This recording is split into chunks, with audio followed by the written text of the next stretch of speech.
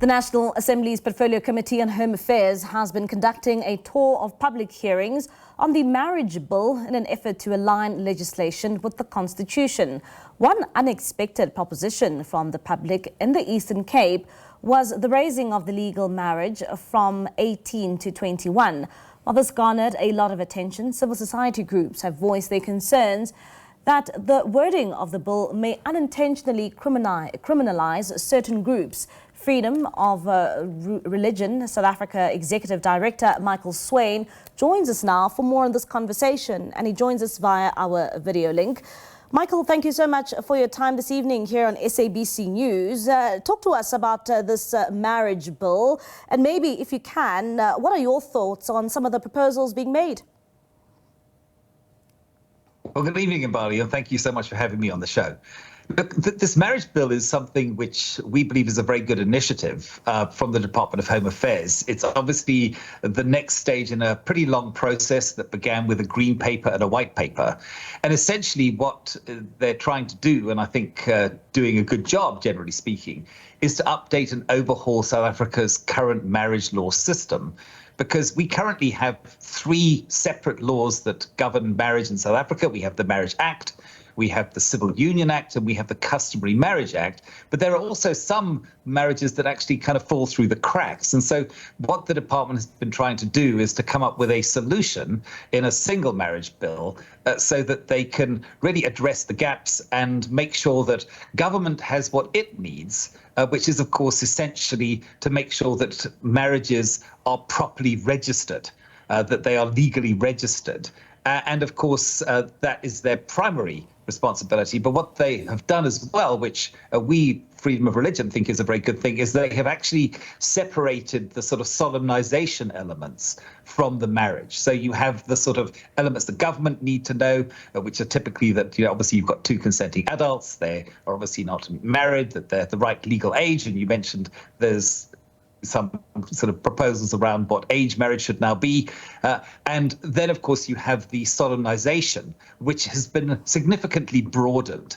So it is not just simply religious marriage officers, but even if you're in a civic position, in a civic organization, you can actually register as a marriage license officer. So yes, these public participation processes are helpful because this is very much an integral part of our lawmaking process, which the Constitution specifies, and people are now able to have their say and to make their voices heard, which is a good thing. And very interestingly, as mentioned a bit earlier, when having these public hearings, some debate has sparked, various communities, proposing for the age for marriages, for legal marriages, to be moved from 18 to 21. Would you say that some of the proposals here being made are warranted, or should we just stick to the 18 that is recognized by law?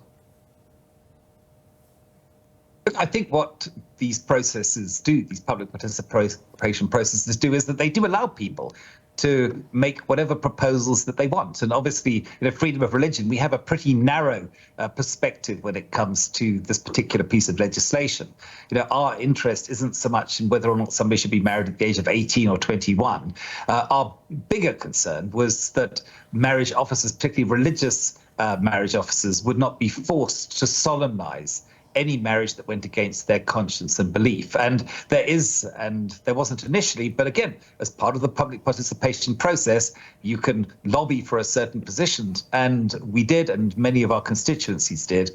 And there is now a very robust clause, which we're very happy about, which protects the religious freedom rights, the conscientious objection, so to speak, of religious marriage officers. So you cannot be forced to solemnize a marriage that is something that you would not believe that you would in good conscience be able to do.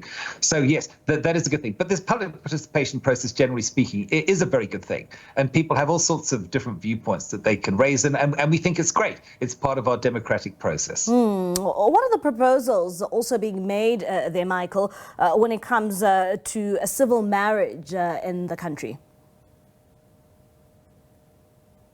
Well, essentially, marriage is largely going to be now, if this marriage law goes through in its current format, you will separate, if you like, the sacred from the secular. And so government has certain criteria that it wants to make sure are fulfilled. And then, of course, everybody, generally speaking, not everybody, but many people, they want a certain, let's say, more sacred element to their marriage. Well, the great thing is that what they've done is they've now broadened those who can actually fulfill that function. It's not just religious marriage officers now, which obviously would come from multiple different faiths. But even if people belong to a certain viewpoint or have a certain belief, maybe it's a sort of a secular belief, or they just want somebody else to bring that kind of blessing element. Well, those people can also now register as marriage license officers. The one element that we have still a concern about is that when it comes to people who, say, get married by an ex officio officer, in other words, maybe a magistrate or what have you, that those people, again, we cannot ignore their religious freedom rights. We believe that they should be also able, or let me say this, should not be forced to solemnize any particular marriage that maybe goes against their conscience. Obviously, as civil servants, they should have no problem with registering. I mean, they register a birth, they register a death, they register a marriage. But when it comes to the officiation of the more sacred element, we also believe that just because you work for the state doesn't mean to say that you lose your right to religious freedom or to have a conscience about these things. We believe that should be protected and respected. At the moment, it's not. But we're certainly hoping that as part of this participation process, that's certainly an element that we're going to be focusing on. And how important are these public hearings that we are seeing, especially with some of, the public also raising their own proposals to be included in the marriage bill? But I think it's a very healthy process. We have I think one of the most enlightened democratic processes, in as much as every single law, every single piece of legislation or regulation that affects the public has to be gazetted and has to be opened up for what is described as meaningful public participation. In other words, this isn't just a tick box exercise. Now, it doesn't mean to say that every single person who participates is going to get what they want. But at the very least, what it does is it gives us as citizens of this country the opportunity to have our say, to look at what laws are being proposed, because we're obviously going to live under them and we're going to, suffer or maybe enjoy the consequences of them. And therefore, in a healthy democracy, we now have this opportunity to have our voices heard. And the portfolio committees, they actually facilitate this, and then they will collate all that input and they will then debate it, they will look at it, they will consider it, and then they will come up with another draft. So there are a number of public participation processes that will happen. Now, this one is, of course, initiated by the National Assembly. There was a public participation process that the Department of Home Affairs initiated, which was when the bill was first promulgated. But now, from here on in, assuming that a version is then put forward, it then goes to the National Council of Provinces, and then there's another public participation process. So all the way along the line, we have the opportunity to make our voices heard. And we think that's a very good thing. It's part of a healthy democracy. And now that you've counted all these steps that need to take place after this process of the public hearings, when are we most likely to see this bill being passed?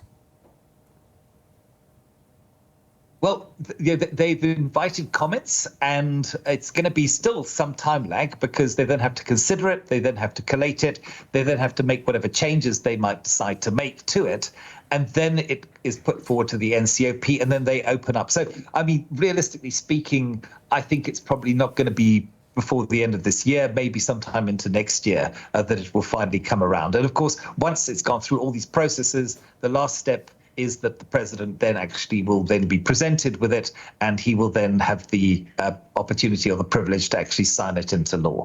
So this has been a pretty robust process. I mean, as I say, it began with the white papers, the green paper, the white paper, that started, I think, in 2019, and it's probably not going to be passed into law until 2026. So that's a pretty good and robust process. And again, we encourage people to get involved in the process of lawmaking. It's very much an integral part of the democratic system that we have in this country. And it is a privilege. And so, yes, people must make their voices heard.